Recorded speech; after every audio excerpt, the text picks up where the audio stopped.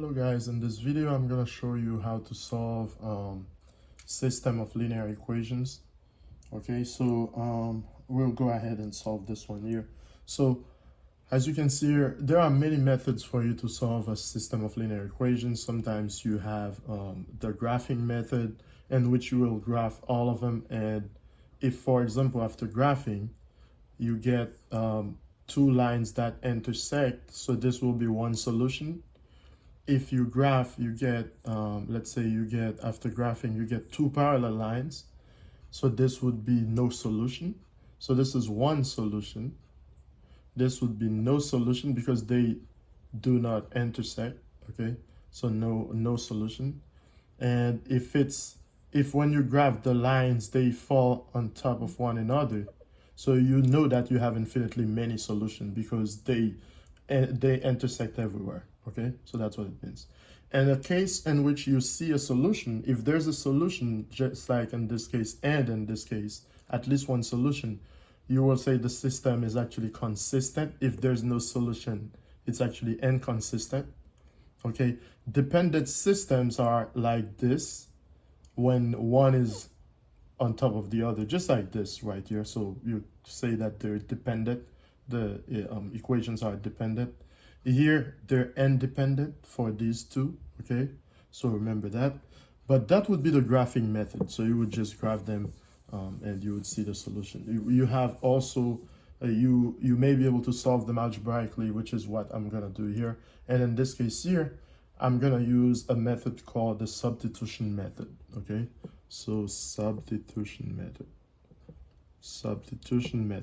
So what you have is you substitute. So what let me show you.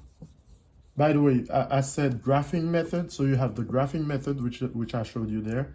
You have the substitution method, and you have elimination method. So I'm going to use the substitution method here.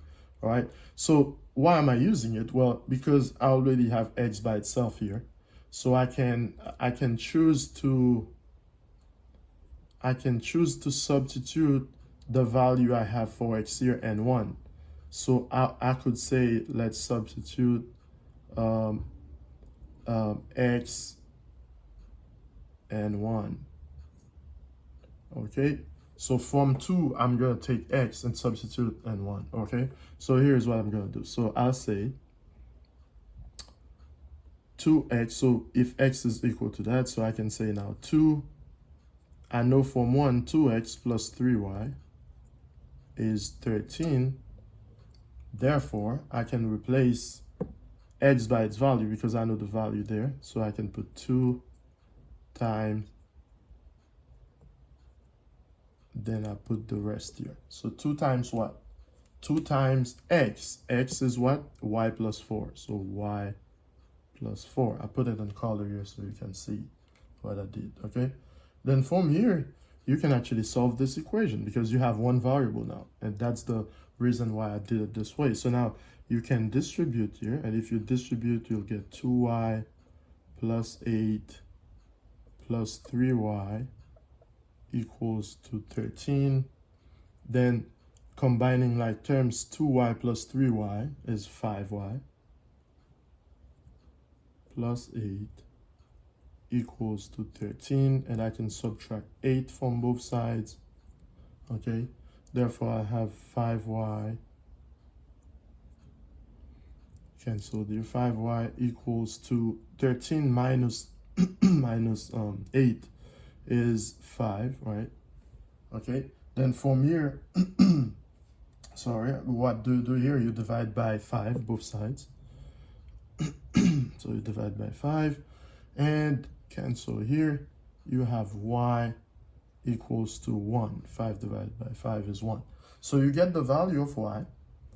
Then you can go back to the second fraction. So you could say in equation 2, number 2, you then have x equals to y plus 4. That's what it was. Therefore, x will be equal to y. The value of y, you just found it, it's 1. So 1 plus 4. Therefore, x is 1 plus 4, which is 5. So the solution here is an ordered pair. So solution, let me put solution there. An ordered pair, the x value 5, the y value 1. As you can see here, guys, this is so 5, 1. It's an ordered pair. So as you can see here, we solved and we found one value as the solution, just a unique value as the solution. Now, if in this case here, you get one value as the solution, as if when you graph, the graph will, the graph of both equations will intersect at one point. So as in this case here, you would say that since you have at least one solution, it is a consistent system, okay? So you'll say that this is a consistent system. Okay, this is a consistent system. Also, not only that you have an actual solution, but the graph do not overlap. So it's not that one graph is on top of the other, or the same equation, I want to say. So in this case too, you would say it's actually, the equations are actually independent. So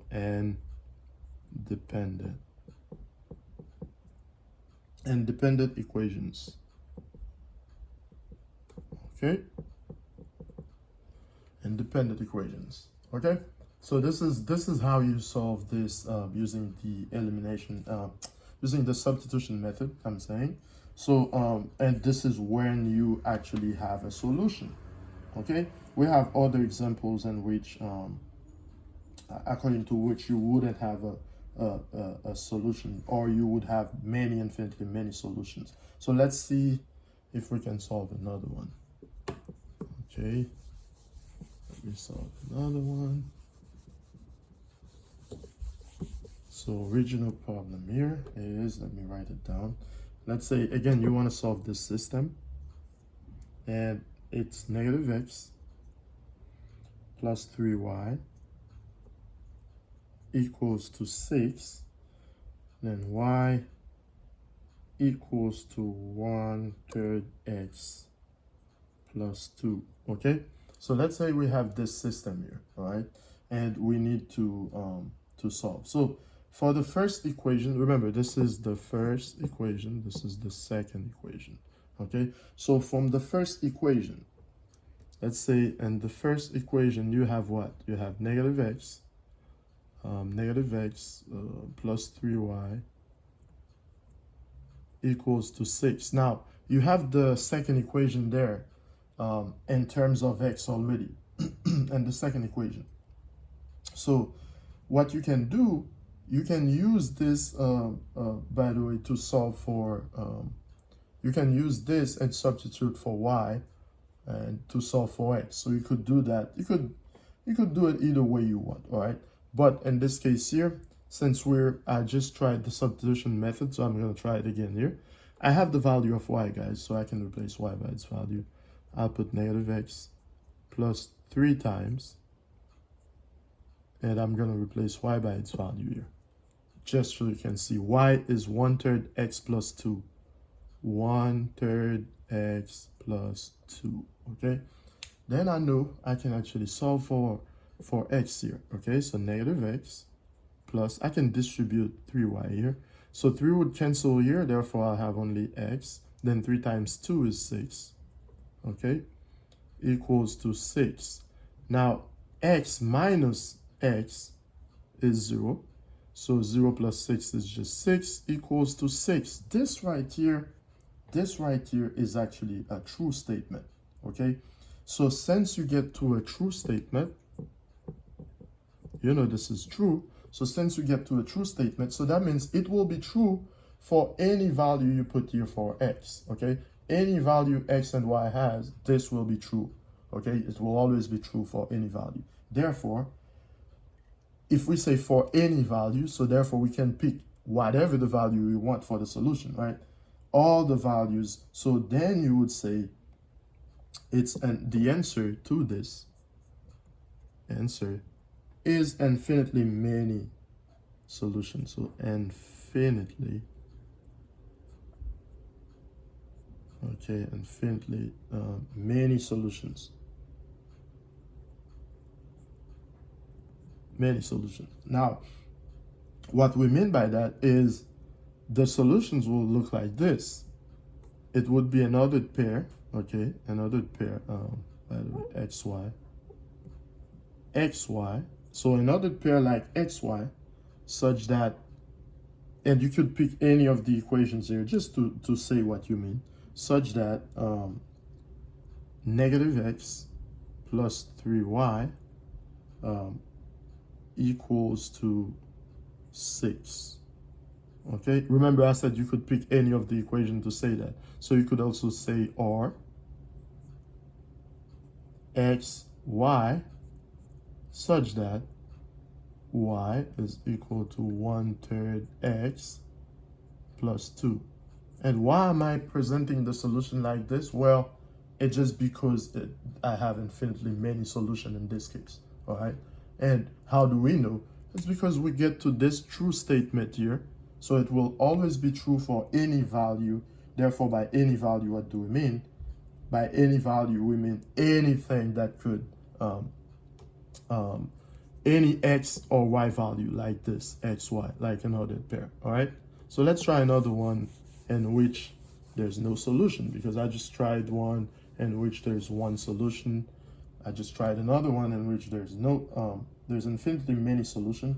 Now the third one here would be, let's try this together to see when we'll see no solution. So in this case here, it would be 2x. This example, I'm taking 2x minus 3y equals to 6, and negative 4x plus 6y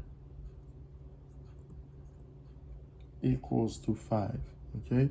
So like this here. Now what we have here, we could, in this case here, if you want, you could choose whatever the method you want, by the way. But let me, since I just solved 2 using the substitution method, I'm going to use the elimination method here. By the elimination method, what we mean is that, let me put elimination method in this case. Elimination method, okay? What we do in this case, we try to eliminate one variable so we can solve for the other. Well, if I do 2x minus 4x, this won't be eliminated. It won't be 0. In order for me to eliminate one of them, or x, even x or y, whatever I want to eliminate, as in this case I'm choosing x, I will have to have 4x here, positive 4x, then minus 4x, which would give me 0, right? So, okay, let me then multiply the top one by 2, right? Because if I multiply by 2 here, this will become 4. So therefore, I'm going to have 2 times 2x, which will be now 4x, minus 2 times 3, 6y, equals to 2 times 6, 12, right? Then negative 4x, the bottom part stays the same because I didn't multiply it by anything, plus 6y equals 5. Now let's do the addition or subtraction, whatever we have to do. So 4x minus 4x is canceled out now. Then I have negative 6x plus 6x.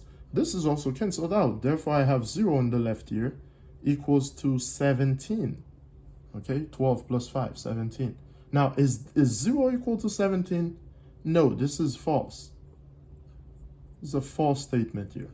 Therefore, since I know it's false, this will be false for any value of x. Therefore, there's no solution in this case, okay? So no solution. By the way, here I use the elimination method, okay? So this is how you solve system of linear equation, okay? Using the substitution method for the previous 2 I solved and the elimination method in this case here, all right? This is how you solve them. In this case, by the way, when there's no solution, you know the lines are parallel, okay? Because they don't intersect. So that's why you know there's no solution, all right? So this is how you solve system of linear equation. Thank you.